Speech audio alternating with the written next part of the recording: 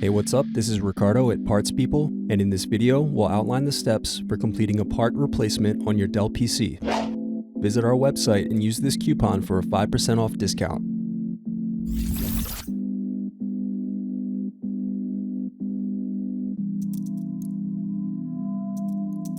First, unscrew and remove bottom base.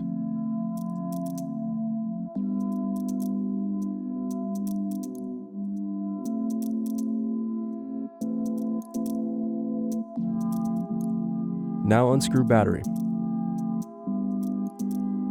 Next, unscrew and remove battery. Then disconnect and remove daughter board.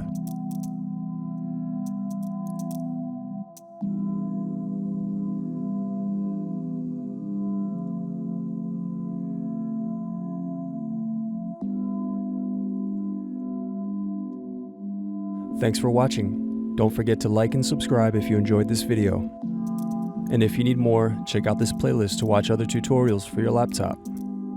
You can also click here to find parts for your laptop at partspeople.com.